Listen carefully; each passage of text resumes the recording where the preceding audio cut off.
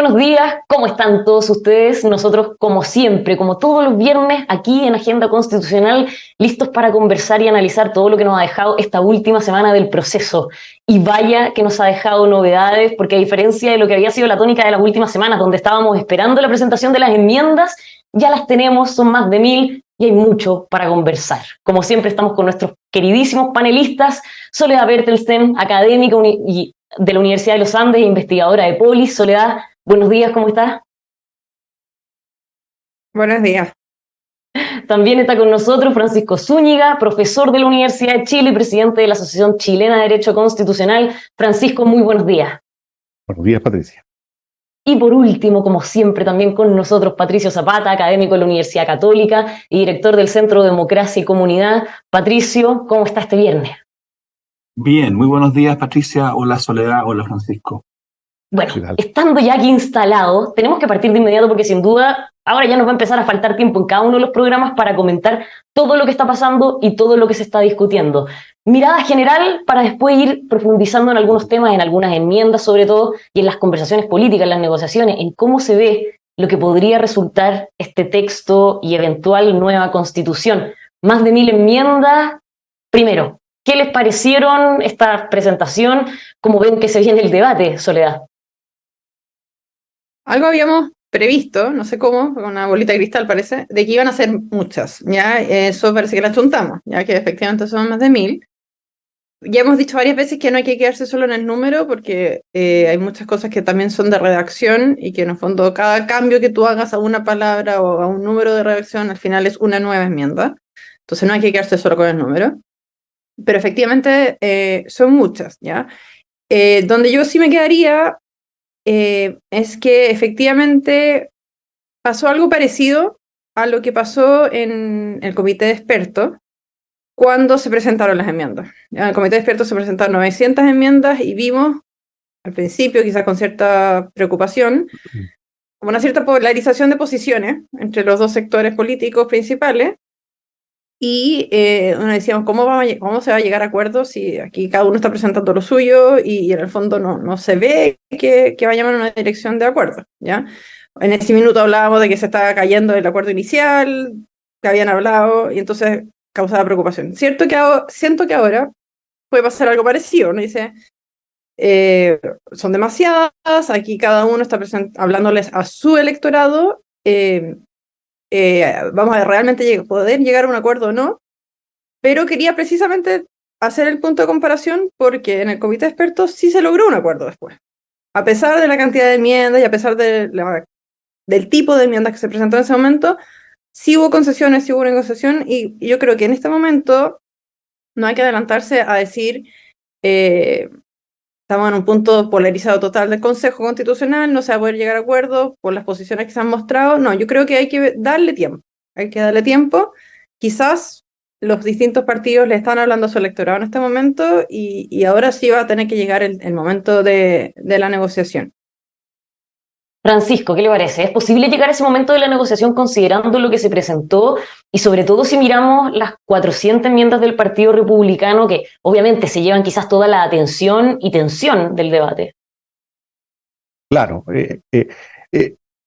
quizás la manera de ver las enmiendas no sea la cuantitativa, sino más bien cualitativa, como lo señala Soledad.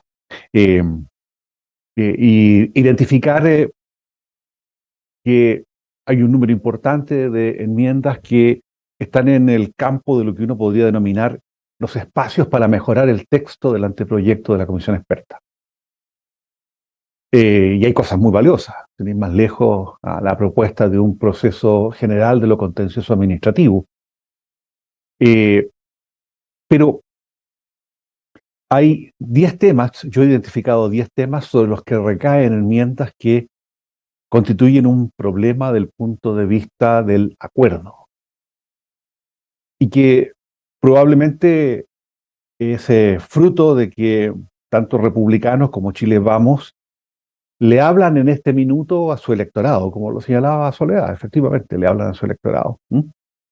Y hay allí pulsiones conservadoras, populistas, si se quiere, identitarias, que están situadas en el péndulo en que estamos hoy día, y que son equivalentes en signo opuesto a las pulsiones identitarias del Frente Amplio o el sectarismo del PC en el proceso 2.0. Esta es una paradoja. Debe ser que a veces los opuestos se tocan. ¿Cuáles son los temas que yo he identificado que son problemáticos, los que recaen en enmiendas? Primero, la devaluación del Estado social al traer de nuevo la discusión en torno al principio de subsidiariedad. Segundo, una devaluación de los tratados internacionales de derechos humanos que dejan de limitar el ejercicio de la soberanía bajo el pretexto de situar la jerarquía de estos tratados como instrumentos infraconstitucionales. Tercero, la identificación del nasciturus como persona titular de derechos, en particular del derecho a la vida. Cuarto, la objeción de conciencia sin expresión de causa. Quinto, la devaluación del derecho a la educación, del derecho sexto, del derecho a la seguridad social, séptimo, del derecho a la salud, e incluso de la libertad sindical y el derecho a huelga. Es decir, los derechos sociales allí devaluados. Noveno, la reducción del número de diputados y senadores con distribución territorial, lo que significa que tú acentúas los problemas de distorsión en la representación político-territorial y con ello afectas la igualdad política a los ciudadanos gravemente. En décimo lugar, una suerte de retorno al viejo Tribunal Constitucional y finalmente, el undécimo tema que yo identifico es la segmentación de la ley y la profundización de tipos de leyes supramayoritarios. Más allá de lo que ya traía el informe del anteproyecto de la Comisión Experta, traía leyes supramayoritarias. Estas indicaciones buscan profundizar esa línea y crean nuevas autonomías, ¿ya? Nuevos órganos autónomos, en una tendencia irrefrenable por las autonomías que yo creo que deberíamos repensar sobre esta cuestión. Esos son los temas que yo identifico como problemáticos. Vamos a profundizar en esos temas problemáticos, sumar también los que ven Soledad y Patricio, pero antes, Patricio, su mirada general a lo que fue la presentación de estas enmiendas, y quiero recordar una metáfora que usted hizo alguna vez, hace unos programas atrás, en la antesala de la presentación de las enmiendas, donde marcaba la importancia de la disposición de cada sector a llegar a acuerdos, y daba un ejemplo con un jugador de la Universidad de Chile y un jugador un hincha, mejor dicho, de la Chile y un hincha del Colo-Colo. En una conversación entre ellos, podríamos aspirar a que alguno le ceda algún reconocimiento al otro, pero de ahí a que uno le pida al otro que le diga que su camiseta es más bonita que la propia, muy difícil, un largo trecho. O sea, no podemos pedir algo como eso porque sabemos que del otro lado no vamos a tener una respuesta favorable. En este caso, y siguiendo la metáfora, ¿cómo ve usted la conversación entre ambos hinchas de los equipos? Tienes buena memoria, Patricia. Pudo haber puesto un ejemplo del Audax, que creo que es el equipo de tus amores.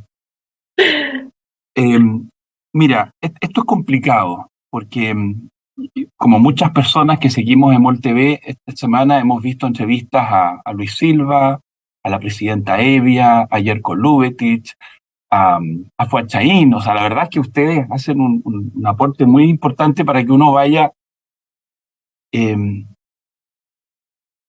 Si uno escucha, por ejemplo, a los republicanos, el tono siempre es muy educado, muy amable.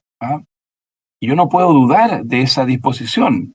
Son personas que te dicen una y otra vez, mira, yo no quiero imponer nada, no voy a pasar máquina.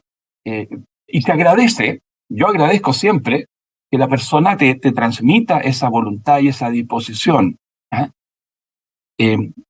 Pero, aunque estemos en una cultura audiovisual, y por supuesto sea importante la forma, la manera, creo que no hay que renunciar al uso de la razón, de la inteligencia, y hay que ir a las ideas, a los argumentos, que tienen su propio peso. Yo entiendo que un sector político tiene que hablarle a sus electores. Lo entiendo, es lógico. Yo hubiera esperado que el Partido Republicano hubiera entendido que en este momento hay dos canchas donde se juegan los principios, los valores y los proyectos. Hay una cancha de la política normal, de la política del día a día, está el Congreso, están los debates de los temas, las corporaciones, las acusaciones constitucionales, donde yo puedo entender que el Partido Republicano sea un muy duro opositor al gobierno, y defienda con dureza sus posiciones e interprete a sus votantes. Pero yo pensé que iban a entender que al mismo tiempo hay otra cancha, que es la cancha de la política constitucional, la cancha de los próximos 30 o 40 años. Es difícil hacer la distinción, pero yo pensé que iban a tratar de hacerla. Y la verdad es que cuando uno mira muchas indicaciones, no se logró eso. Y esto no lo digo yo nomás. Si ustedes se fijan en esta semana, lo dice gente que votó rechazo, como fue a Chaín en una entrevista ayer. Hoy día en el Mercurio, Felipe Herboe dice textualmente que lo que están haciendo hoy día algunas personas del Partido Republicano, eso lo dice Felipe Herboe, es lo mismo que se hizo por algunos sectores en la convención. El domingo pasado una carta que firmaban Ignacio Briones, creo que estaba Andrés Velasco. Entonces esta no es una cuestión de que alguien tenga la epidermis demasiado sensible. Yo a los puntos que destaca Francisco agregaría otros preocupantes que podríamos conversar más adelante. Ahora, dicho eso, expresando entonces mi preocupación, yo estoy súper preocupado, yo quiero rescatar un punto que hace Soledad. Yo no quiero cerrarme todavía, no quiero anticiparme todavía, quiero ponerle ahí prestarle ropa todavía, no quiero cerrarme a que se produzca en la próxima semana una flexibilización, y que esta haya sido una especie como de posición inicial.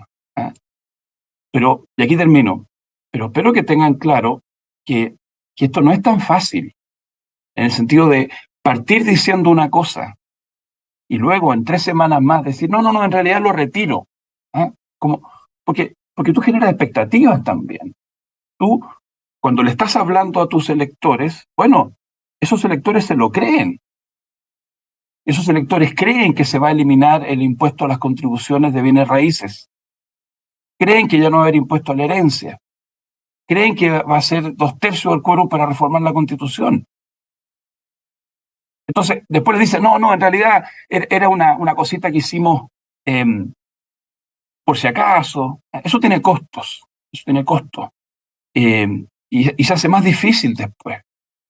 Entonces, va a requerir mucho talento, si es que ese es el plan, hacer esa operación de borrar con el codo mañana las enmiendas que escribieron ayer. No va a ser fácil, y va a dificultar la conversación. Pero repito, yo igual, de todas maneras, quiero decir que no hay que, a mi juicio, todavía desahuciar nada. Hay que conversar, hay que escuchar, algunas de las propuestas de las enmiendas son súper valiosas, son atendibles, son mejoras. Hay terrenos a los cuales yo tenía miedo que no se consumaron, por ejemplo, en el plano de las Fuerzas Armadas. Yo reconozco que los contenidos que se proponen sobre Fuerzas Armadas a mí me parece que no son para nada preocupantes ni graves, más allá de lo simbólico que resulta un capítulo ad hoc. Perdón que me haya extendido.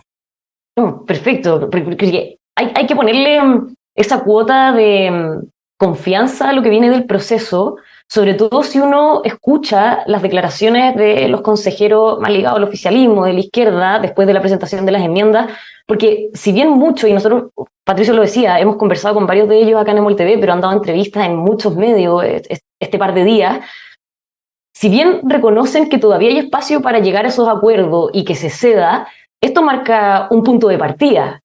Y de ahí a creer que se presentaron cosas con el tejo pasado para después ir retrocediendo, algunos simplemente no lo creen, entonces ya están hablando de que no podrían aprobar una constitución que sea un retroceso si es que consideramos la constitución vigente. Entonces, más allá de cuánto se pueda ceder en lo que viene del debate, esto marca un punto de partida de polémica, de polarización, Soledad. Efectivamente es un punto de partida. Yo concuerdo con que hay temas que llaman la atención, ¿ya? A mí me llaman la atención también otros, o sea, hay temas de política migratoria en la Constitución que no veo por qué tienen que estar en la Constitución, ¿ya? O sea, entiendo que hay una preocupación por el tema de la migración en Chile, pero no sé si es un tema constitucional que tiene que estar a este nivel, ¿no? Cosas de derecho penal que también, en el fondo, es lógico que a Chile le preocupan, pero tampoco tienen por qué estar en la Constitución. El tema de la corrupción, todos sabíamos que era importante, pero claro, también se empieza todo a extender esta sensación de que todo tiene que quedar en la Constitución, si no, no es importante. Y en eso, no, lo hemos hablado otras veces, no me parece que sea la forma correcta. Y concuerdo con eso de que hay demasiadas cosas que se están tratando de meter y que quizás no era el momento ni el lugar, ¿ya? Pero vuelvo a decir, yo creo que hay que darle espacio, por lo menos el beneficio de la duda, ¿ya? Y a mí lo que me interesa es que se sientan a conversar. Yo siento que, de nuevo, lo comentamos alguna vez, ¿no?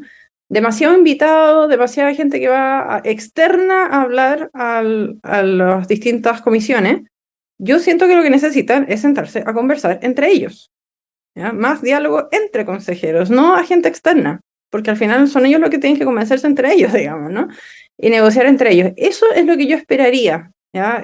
O desearía, por lo menos, que se produzca, ¿ya? Menos gente externa, menos invitados, y porque siento que puede ser que lo que haya pasado es que fue mucha gente a exponer, pero que cada uno está trabajando muy separado, ¿no? Entonces ahora necesitamos que trabajen en conjunto. Entonces, yo esperaría eso para lograr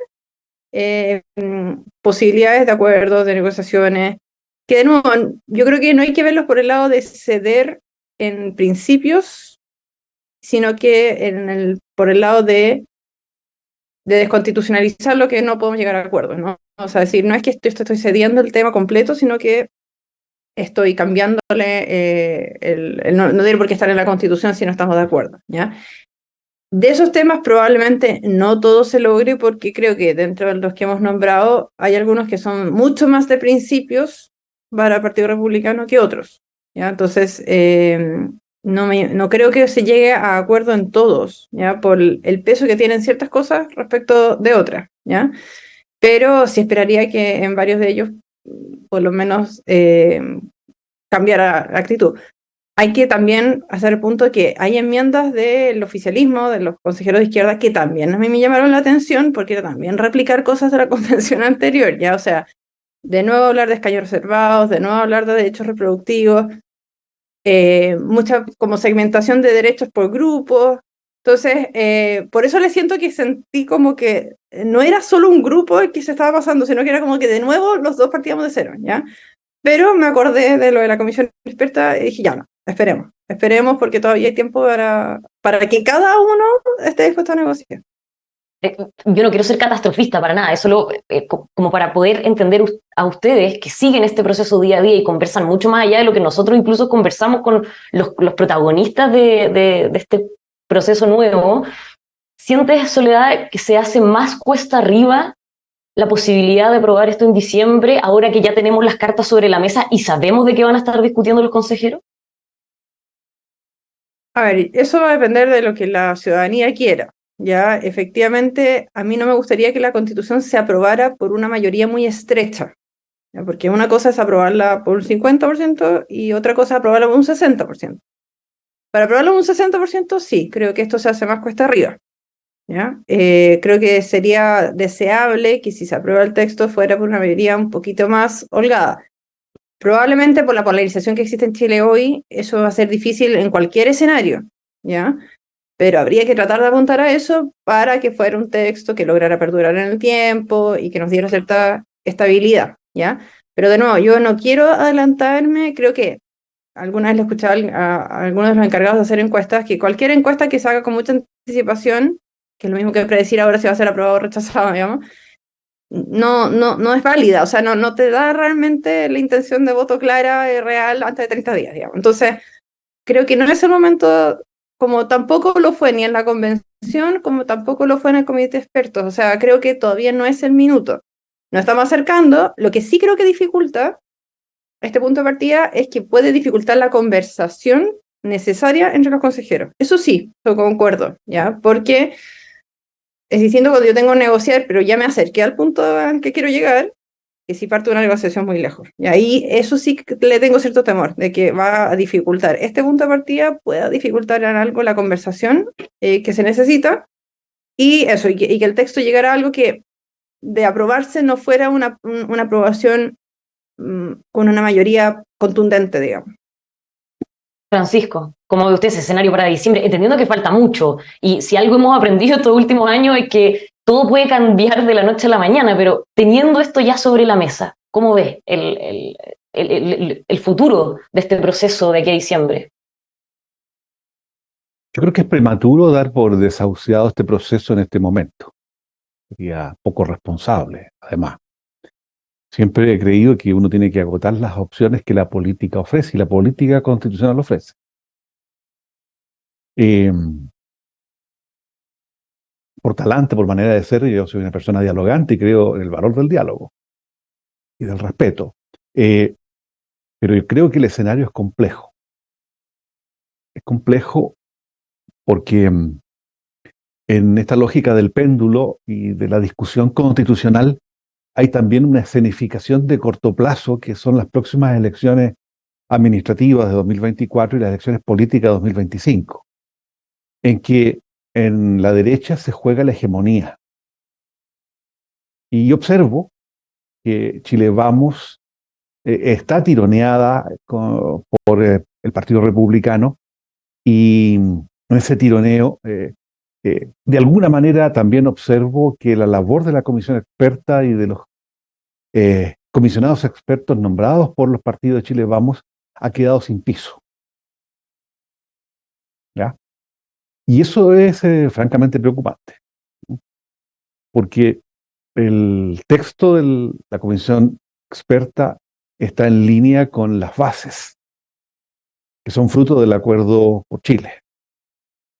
Y voy a ser muy franco, de los 14 temas que yo identifico como problemáticos, todos ellos, a mi juicio, están reñidos con las bases. Ahora, ciertamente, republicanos podría decir, un momentito, yo no suscribí el pacto por Chile, no suscribí las bases o bordes, pero ha participado del proceso.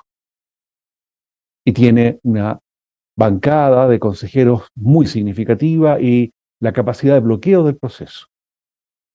Y como lo ha dicho Patricia Zapata, aquí hay que pensar la constitución en el horizonte de las próximas décadas. Esta es una decisión de Estado, no es una decisión político-táctica respecto de lo que viene el próximo año y el subsiguiente en materia de elecciones.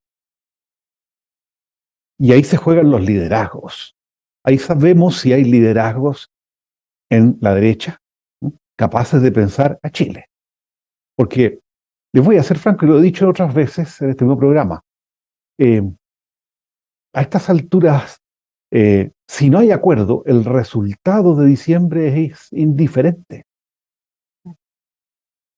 Porque aunque la opción de aprobar el texto que surja de este proceso sea aprobada, es una opción que tiene pies de barro, porque es un texto que no goza de la legitimidad que el pacto político da. Y por tanto yo creo que es un tema complejo, porque además nos aboca en el corto plazo a una polarización que es dañina para el país. Bueno, yo espero que la clase política esté a la altura de las circunstancias. Patricio, ¿cómo ve ese camino a diciembre? Y lo que decía Francisco también, este rol que va a tener Chile Vamos en ser más o menos bisagra en algunas de las discusiones, pero entendiendo siempre la mayoría que tiene el Partido Republicano. ¿Cómo ve ahí el factor Chile Vamos que podría marcar algunos de los debates? Eh, Considerando las enmiendas que se presentaron, obviamente. Claro, yo siempre pienso, la gente que nos está mirando, nosotros somos profesores de Derecho Constitucional y de repente le puede sorprender que hagamos tantos juicios que pueden parecer tan políticos, tan contingentes. Quizá esperarían o quisieran que nosotros habláramos del fallo de la Corte Suprema del 6 de junio, del inciso 28, y no nos saliéramos de la cátedra. Lo que pasa es que la discusión constitucional, que tiene esa dimensión técnica, está atravesada, obvio, se llama constitución política, Entonces, inevitablemente tenemos que referirnos a estas cosas. Lo digo para que no se entienda mal lo que estamos haciendo. Aquí la tarea es tremenda, es dificilísima. Esto lo hemos sabido siempre, yo lo he repetido. Llevo como 10 años transmitiendo en este tema, desde la época 2011, 2012.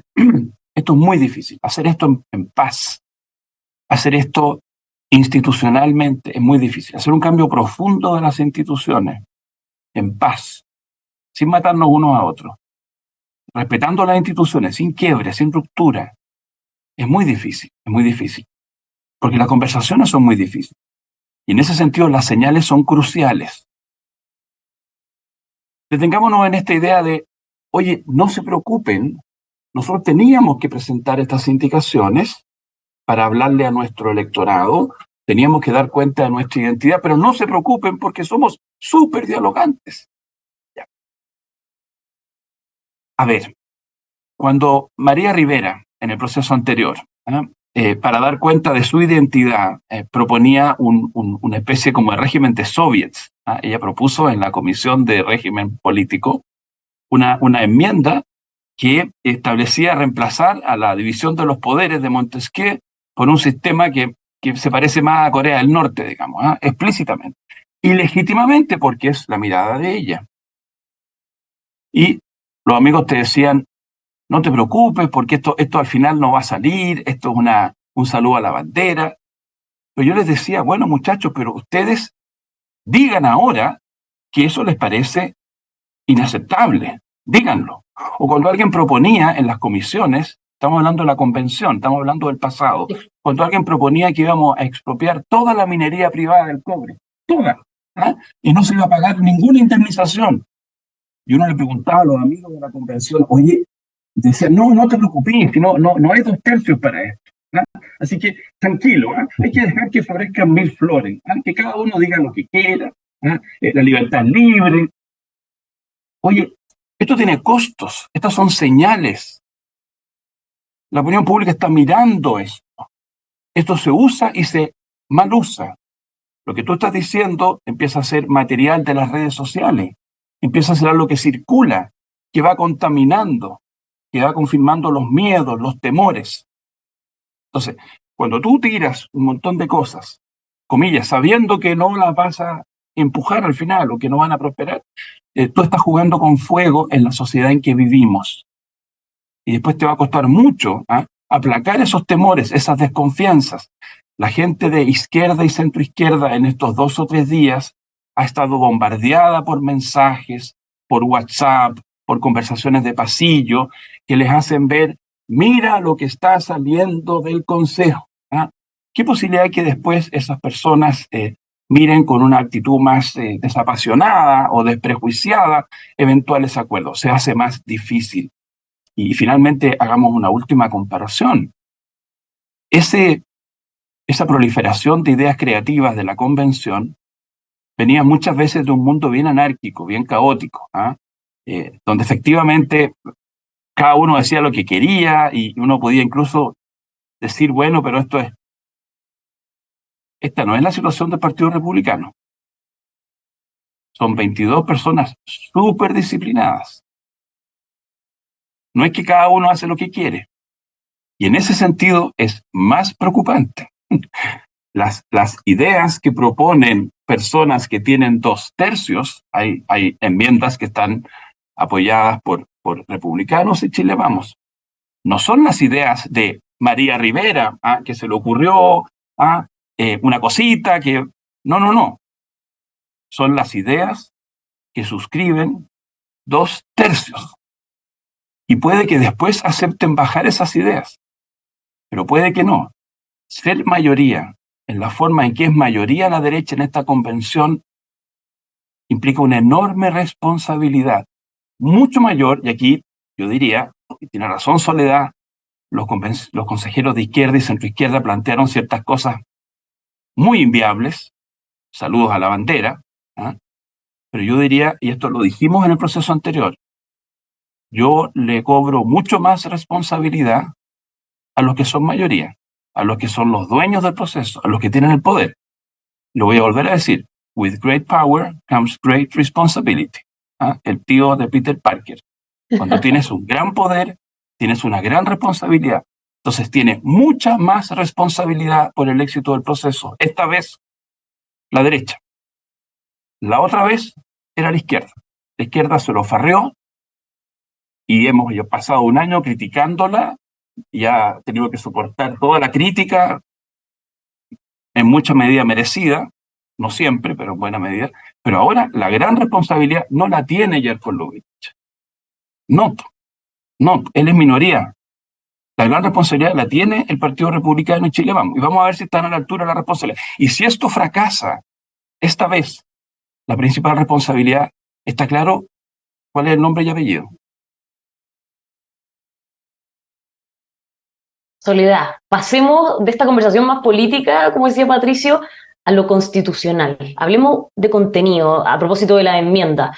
Ya Francisco decía más o menos cuáles son las que más le preocupan. Usted también deslizaba algunas de las que puede ver y obviamente se ve que va a haber una tensión fuerte en varias de ellas. Quizás las que más llaman la atención son las que Chile Vamos y Republicanos presentaron en conjunto, son 4, pero igual uno ve harta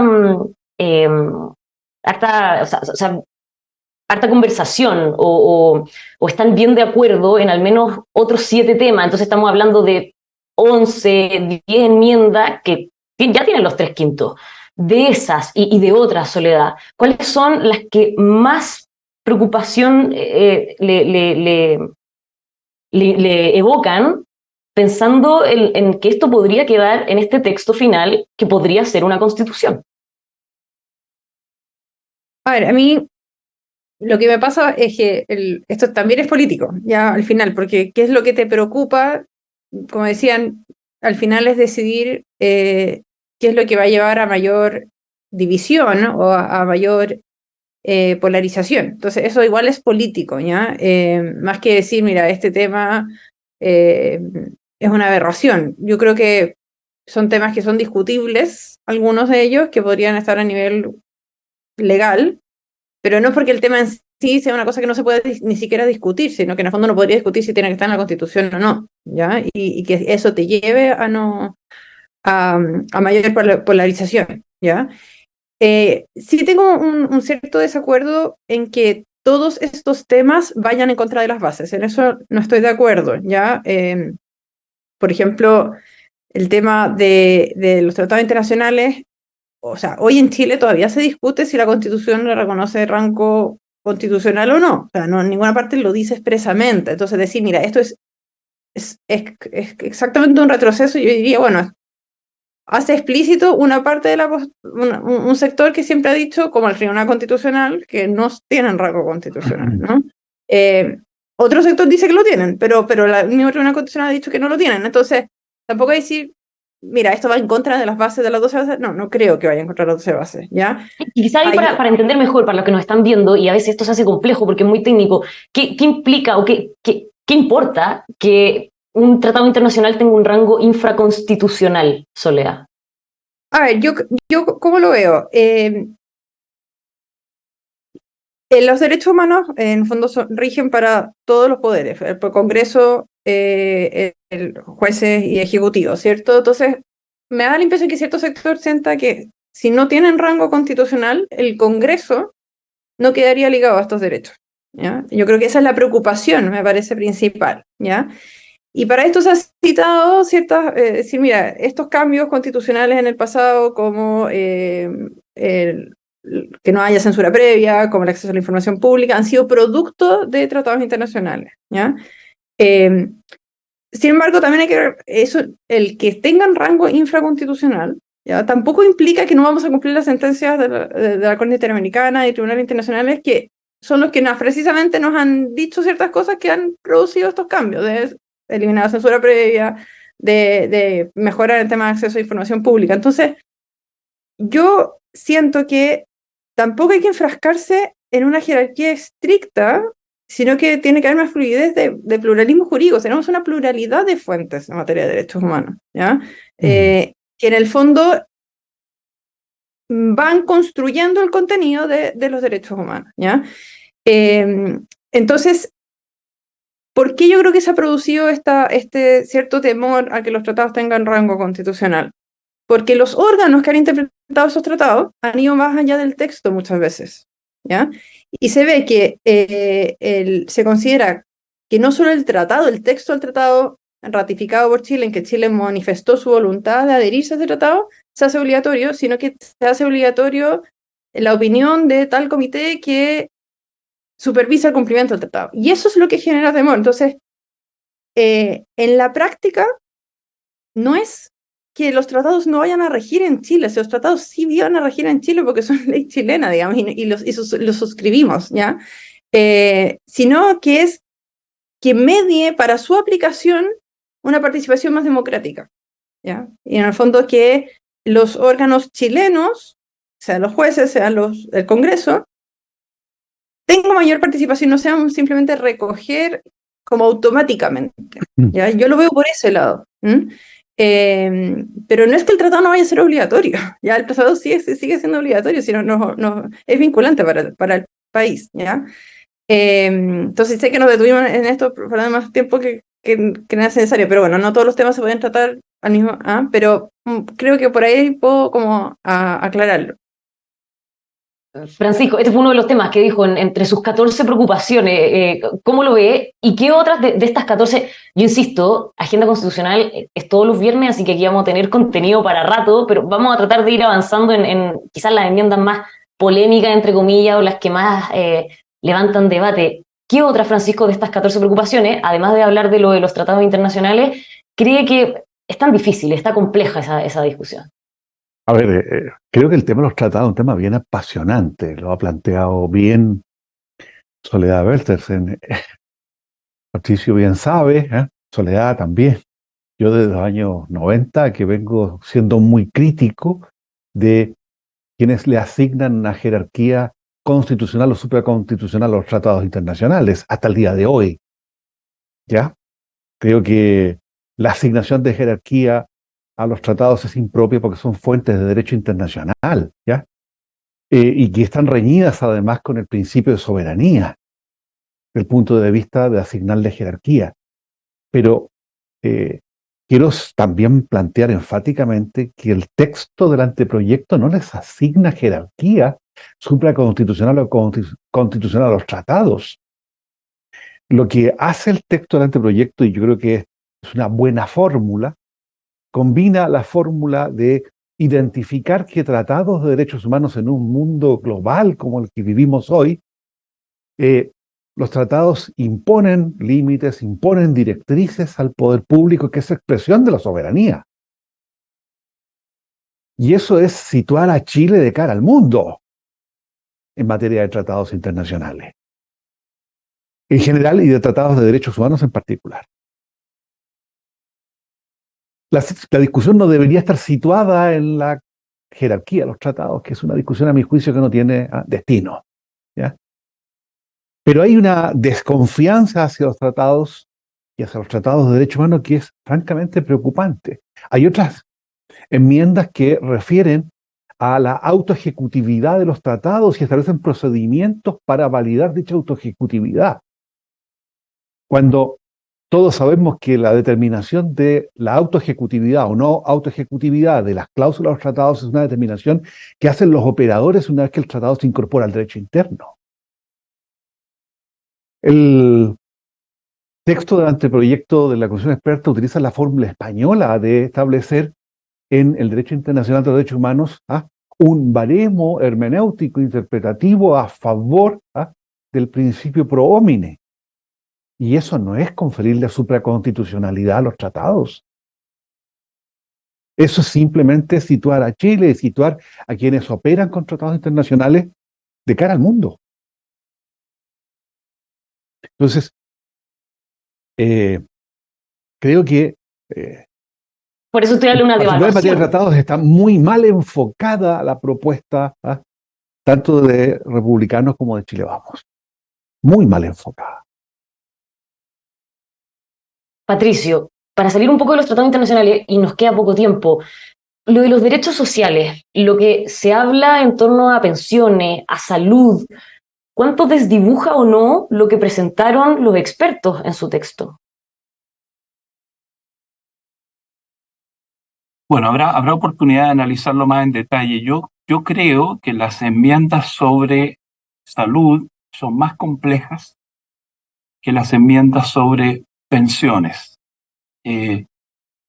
Yo lo decía la semana pasada, a mí me parece que afirmar que los ahorros individuales en las cuentas individuales sean inembargables, incluso que sean heredables, eso no me parece que contradiga esencialmente las bases de un Estado social.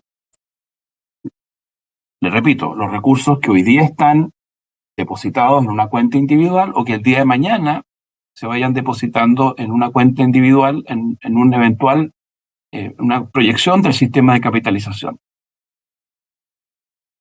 Leyendo esas enmiendas, no me parece que esas enmiendas impidan o prohíban que tengamos una discusión como la que estamos teniendo hoy día en el Congreso, por ejemplo, sobre qué hacer si uno pasa de cotizar un 10% a un 16%, qué hacer con ese extra o adicional de 6 puntos. No me parece que prohíba un cambio legal que introduzca más solidaridad. Es un poquito más complicado cuando uno lee de cerca la enmienda de salud. Es un poquito más complicado porque leyendo esas enmiendas pareciera ser que estaríamos obligados a conservar un sistema bastante parecido al que tenemos hoy día en la ley. En la ley. Yo siempre he pensado que hoy la Constitución permite reformas legales en materia de salud. Yo siempre lo he pensado. No estoy de acuerdo con los que han dicho en el pasado que tú no puedes, con la actual Constitución, establecer que una parte del dinero que se paga en seguros por la vía de cotizaciones vaya a seguros colectivos o seguros solidarios. Yo no estoy de acuerdo con esa interpretación. Eso es lo que dice la ley, pero no la Constitución. Me parece que las enmiendas van en la dirección de poner en la Constitución lo que dice la ley. Y en ese sentido congelan un poco la conversación. Hay que mirarlo con más calma, porque es un tema muy sensible, es el tipo de temas que realmente pueden marcar la diferencia. Yo simplemente quiero decir, hay otras cosas que me han llamado la atención, porque son cuestiones que yo pensé que estaban zanjadas, pero qué bueno que tenemos espacio para conversarlas. Por ejemplo, hay enmiendas que cuestionan la idea del financiamiento público de las campañas y la política y que levantan la prohibición que hoy día rige para que pueda haber donaciones a la política de las empresas. Yo no sé si esto debe estar o no en la Constitución o en un sentido o en otro, pero volver a levantar esa discusión. Aquí Chile, después del caso Penta y otros muchos casos de financiamiento irregular, resolvió por amplísima mayoría tener financiamiento público en las campañas para equilibrar la cancha, límite al gasto, control estricto del gasto y permitir las donaciones privadas, pero de las personas, porque se entiende que las empresas no tienen ideología.